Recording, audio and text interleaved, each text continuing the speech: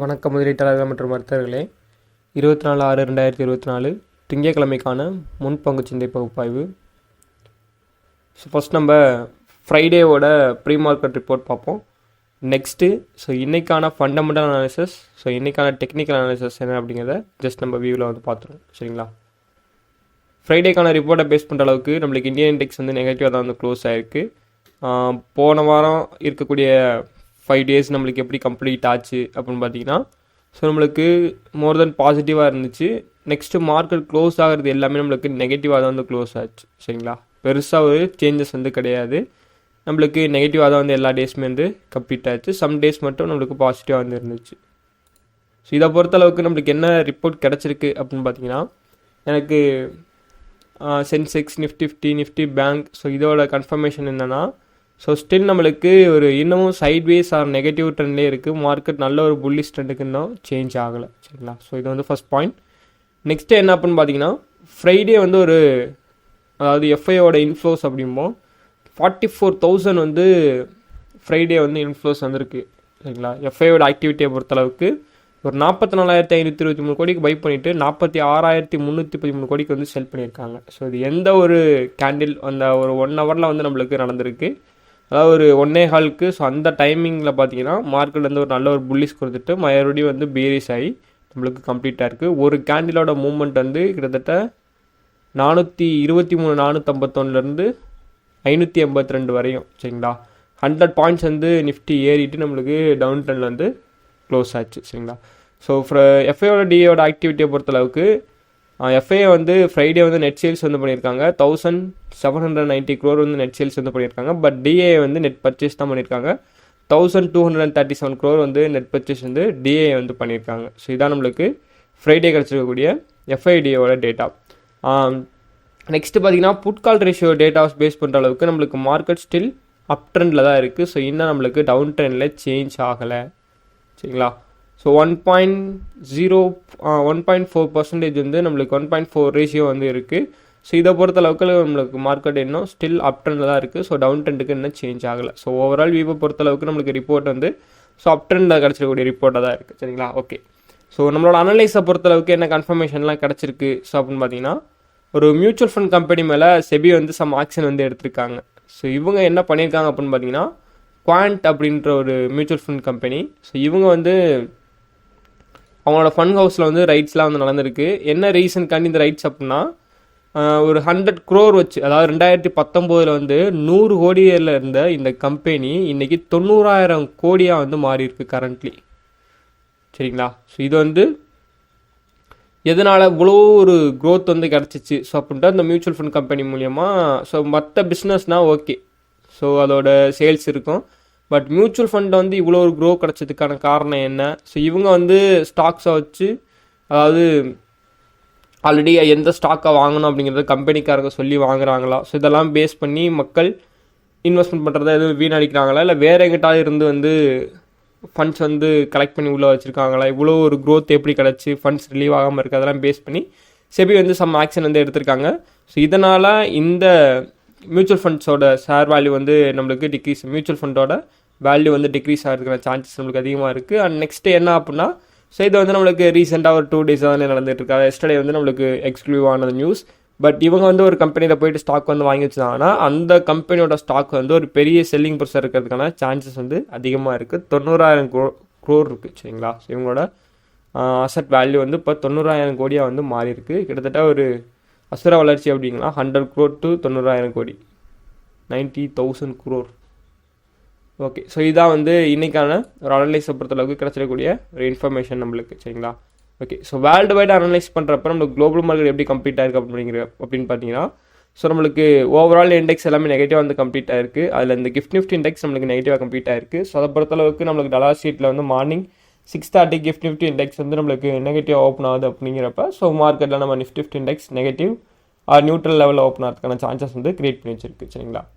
Nasdaq S&P 500 பார்த்தீங்கன்னா நம்மளுக்கு below 50% below 0.50% நம்மளுக்கு நெகட்டிவ் கம்ப்ளீட் ஆயிருக்கு. பெருசாக ஒன்றும் சேஞ்சஸ் கிடையாது S&P 500 நாஸ்டாக்கை பொறுத்தளவுக்கும்.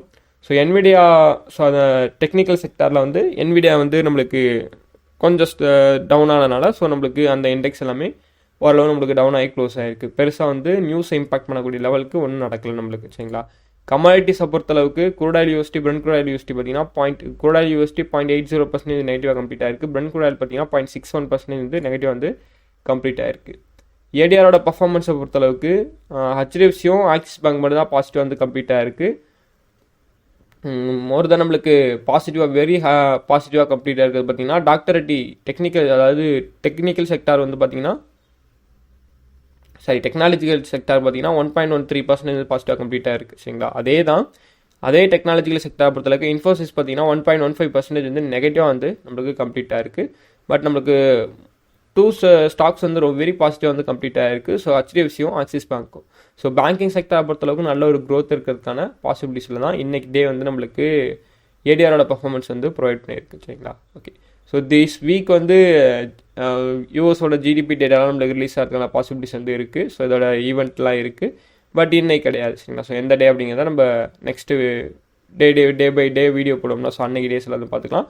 பட் அதை பேஸ் பண்ணி மார்க்கெட்டோட வாலடைல் வந்து ஸோ இந்த வீக்லேருந்து இந்த டேலேருந்து நம்மளுக்கு ஸ்டார்ட் ஆக ஆரம்பிச்சிடும். சரிங்களா. Okay. Next let's move on the Nifty bank Nifty ஃபின்னிஃப்டிக்கான technical levels index. So one day time ஃப்ரேமோட அனலைஸை பொறுத்தளவுக்கு லாங் டேர்ம் லெவல்ஸ் என்ன அப்படின்னு பார்த்தீங்கன்னா ஸோ மார்க்கெட் எனக்கு இந்த ரெசிஸ்டன்ஸை கிராஸ் பண்ணதுக்கப்புறம் நான் என்னோட நெக்ஸ்ட் ரெசிஸ்டன்ஸாக 23,900 தான் என்னோட ரெசிஸ்டன்ஸாக நான் வந்து ஃபிக்ஸ் பண்ணியிருக்கேன்.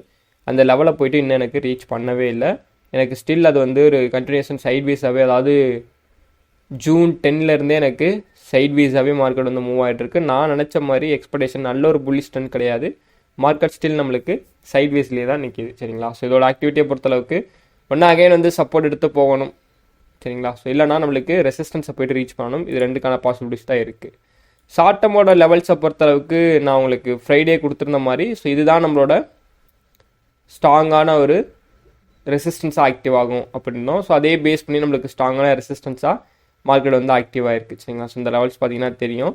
ஸோ அதே நம்மளுக்கு ரெசிஸ்டன்ஸாக வந்து ஆக்டிவாக இருக்குது. பட் நம்மளுக்கு மார்க்கெட் கேப் அப்பில் ஓப்பன் ஆனதுனால நம்மளுக்கு மறுபடியும் சப்போர்ட் வந்து பிரேக் பண்ணி ஒரு குட் சப்போர்ட்டில் வந்து நம்மளுக்கு மார்க்கெட் வந்து கம்ப்ளீட் ஆகிருக்கு. சரிங்களா. ஸோ இப்போ என்னென்னா ட்ரெண்டோட கன்ஃபர்மேஷனை பொறுத்தளவுக்கு மார்க்கெட் சப்போர்ட் ட்ரெண்டில் பிரேக் ஆகிருக்கு. சரிங்களா. ஆனால் நம்மளுக்கு நெக்ஸ்ட்டு என்ட்ரி கண்ணில் வந்து கன்ஃபர்மேஷன் வந்து ரொம்ப ஸ்ட்ராங்காக கிடையாது. ஆனால் ஒரு ரீட்ரெஸ் கன்ஃபர்மேஷன் வந்து கொடுத்துருக்கு. ஸோ நான் என்ன லாங் பொசிஷன் ஷார்ட் பொசிஷனோட என்ட்ரியை பேஸ் பண்ண அளவுக்கு ஸ்விங் ஷார்ட் பொசிஷன் என்ட்ரி எடுத்துக்கலாம். பட் நம்மளுக்கு இதை பிரேக் ஆனால் தான் நம்ம வந்து என்ட்ரியை வந்து எடுக்க முடியும். ஆனால் அகைன் பார்த்தீங்கன்னா மார்க்கெட்டில் வந்து ஒரு சடனாக ஒரு பையிங் ப்ரெஷர் வந்து இன்க்ரீஸ் ஆகி மார்க்கெட் அகெயின் போயிட்டு எனக்கு ஒரு சப்போர்ட் லெவலாக போயிட்டு இந்த ரெசிஸ்டன்ஸ் சப்போர்ட்டாக இருந்து ரெசிஸ்டன்ஸ் ஆக்டிவாக இருக்கும். ஸோ அதை ரீச் பண்ணிவிட்டு அகைன் வந்து மார்க்கெட் வந்து நம்மளுக்கு கம்ப்ளீட் ஆகிருக்கு. ஸோ இன்றைக்கி என்னோட எக்ஸ்பெக்டேஷன் என்ன இருக்குது அப்படின்னா மார்க்கெட் நம்மளுக்கு நியூட்ரலாக ஓப்பன் ஆகுதுன்னா ஸோ ஃபர்தராக இந்த லெவலில் நம்மளுக்கு பிரேக் பண்ணுது அப்படிங்கிறப்ப நெக்ஸ்ட் வந்து 23,365 வந்து ரீச் பண்ணும். அதை பிரேக் பண்ணுச்சுன்னா எனக்கு அதாவது கிட்டத்தட்ட 23,200 வரையும் மார்க்கெட் வந்து விழுகிறதுக்கான பாசிபிலிட்டிஸ் வந்து அதிகமாகவே இருக்குது. ஆனால் ஒன்ஸ் அது இங்கே நம்மளுக்கு பிரேக் ஆகாமல் அது இதுவே சப்போர்ட்டாக ஆக்டிவ் ஆகிட்டு மேலே போகுது அப்படிங்கிறப்ப இந்த ரெண்டையும் பிரேக் பண்ணிச்சுன்னா நம்மளுக்கு நெக்ஸ்ட்டு மார்க்கெட் 23,700 வரையும் நம்மளுக்கு போகிறதுக்கான சான்சஸ் வந்து இருக்குது. ஆல் டைம் ஐயை பிரேக் பண்ணி 23,700 வரையும் போகிறதுக்கான பாசிபிலிட்டிஸ் வந்து இருக்குது. ஸோ நீங்கள் எப்படி எந்த மாதிரி ட்ரேட் வந்து ஐடியா பண்ணிங்களோ ஸோ நீங்கள் வந்து பண்ணிக்கோங்க. சரிங்களா. ஓகே. ஸோ நெக்ஸ்ட் பார்த்தீங்கன்னா bank Nifty index. So bank Nifty இண்டெக்ஸை பொறுத்தளவுக்கு என்ன கன்ஃபர்மேஷன் கிடச்சிருக்குன்னா ஆல்ரெடி நான் சொன்ன மாதிரி பேங்க் நிஃப்டி இண்டெக்ஸை பொறுத்தளவுக்கு நம்மளுக்கு லாங் டேர்ம் கன்ஃபர்மேஷனில் தான் மார்க்கெட்டில் வந்து இருக்குது. ஸோ நிஃப்டிக்கும் பேங்க் நிஃப்டிக்கும் பார்த்தீங்கன்னா என்ன ஒரு வித்தியாசம் இருக்கும்னா நிஃப்டி ஸ்டில் சைட்வேஸ்லேயே இருக்கான பேங்க் நிஃப்டி நல்ல ஒரு க்ரோத் கொடுத்து போயிட்டு இருக்க சுச்சுவேஷனில் தான் இருக்குது. சரிங்களா. ஸோ இப்போ இருக்கக்கூடிய கண்டிஷனை பொறுத்தளவுக்கு மார்க்கெட் அகைன் ஆல் டைம் ஹையில் போய்ட்டு ரீச் பண்ணுற லெவலுக்கு வந்துருச்சு. சரிங்களா. அகைன் வந்து இப்போ ஒரு குட் சப்போர்ட் வந்து எடுக்கணும். ஒன்றும் மார்க்கெட் வந்து 50,238 வந்து எடுக்கணும். ஸோ அதுக்கான பாசிபிலிட்டிஸ் ரொம்ப கம்மியாக தான் இருக்குது. ஸோ இப்போ ஆல்ரெடி சப்போர்ட் எடுத்துகிட்டு தான் நிற்குது. சரிங்களா. சப்போர்ட் எடுத்துகிட்டு தான் இருக்குது ரெடியாக. ஸோ அதனால் மார்க்கெட் இப்போ எகெயின் வந்து நம்மளோட ரெசிஸ்டன்ஸ் லெவலான 52,500 போய்ட்டு ரீச் பண்ணுறதுக்கான சான்சஸ் வந்து அதிகமாக இருக்குது. சரிங்களா. ஸோ இதை பொறுத்தளவுக்கு short term confirmation trading levels என்ன அப்படின்னா மார்க்கெட் நம்ம டே பை டே வந்து என்ன எக்ஸ்பெக்ட் பண்ணுறோமோ அதுக்கான ஆக்டிவிட்டி மூவ்மெண்ட் வந்து கொடுக்குது. ஓகேங்களா. ஸோ இது வந்து ஒரு ட்ரிபிள் பாட்டம் அப்படிம்பாங்க. ஸோ சரி ஒரு ஹெட் அண்ட் ஷூட்டர் பேட்டர்ன் அப்படிம்பாங்க. ஸோ மார்க்கெட் நம்மளுக்கு டக்குன்னு போயிட்டு ஸோ அகைன் போயிட்டு இங்கே ரெடியாக நிற்கிது. ஒன்ஸ் இந்த லெவல் அதாவது 51,100 பிரேக் பண்ணுது அப்படிங்கிறப்ப மார்க்கெட் நெக்ஸ்ட்டு வந்து நம்மளுக்கு இந்த லெவல் வரையும் கீழே விழுகும். 50,600 வரையும் கீழே விழுகும். அதை பிரேக் பண்ணுது அப்படின்னா நெக்ஸ்ட் நம்மளுக்கு மார்க்கெட் வந்து இந்த ரெண்டு சப்போர்ட்டே வந்து ரீச் பண்ணுறதுக்கான பாசிபிலிட்டிஸ் வந்து இருக்கும்.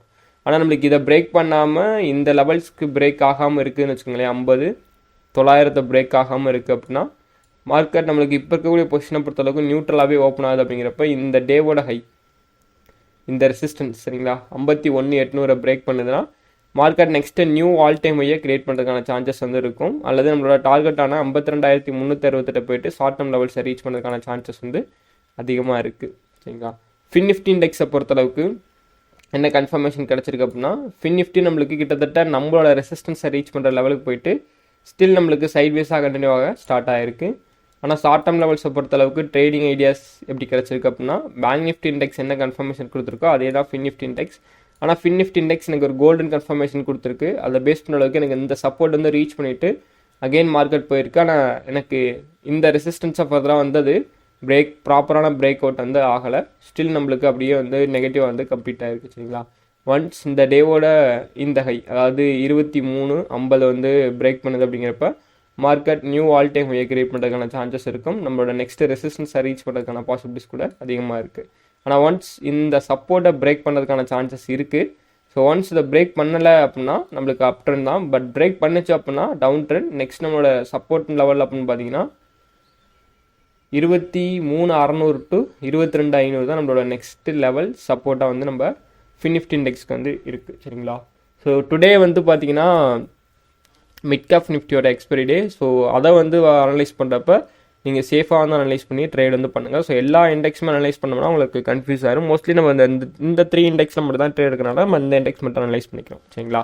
Okay, so and overall summary and கன்க்ளூஷனை பொறுத்தளவுக்கு மார்க்கெட் ஃபண்டமெண்டலி வெரி ஸ்ட்ராங்காக இருக்குது. So waiting for the budget சரிங்களா. ஸோ அதை பேஸ் பண்ணுற அளவுக்கு நம்மளுக்கு பட்ஜெட் அதுக்கப்புறம் தான் நல்ல ஒரு மூவ்மெண்ட் கிடைக்கும். ஸோ அதனால் மார்க்கெட் அது வரையும் இப்படியே தான் ஒரு அப் ட்ரெண்ட் டவுன் ட்ரெண்டில் இருக்கும். பெரிய க்ரோத் வந்து இருக்குமானா சம் பாசிட்டிவான நியூஸ் வந்து வருது, பட்ஜெட்டில் இருக்கக்கூடிய டேக்ஸை பேஸ் பண்ணியோ இல்லை இன்வெஸ்ட்மெண்ட்டை பேஸ் பண்ணியோ பட்ஜெட்டை பேஸ் பண்ணுற நியூஸில் பாசிட்டிவாக அது வருதுன்னா ஸோ அதுக்கு பேஸ் பண்ண மாதிரி மார்க்கெட் வந்து ரியாக்ட் வந்து பண்ணும் சரிங்களா. ஸோ டெக்னிக்கலியும் மார்க்கெட் ஃபுல்லாக வந்து அப் ட்ரெண்டில் தான் இருக்குது. ஸோ அதை பொறுத்தளவுக்கு எந்த வித கன்ஃபியூஸும் வந்து இருக்காதிங்க.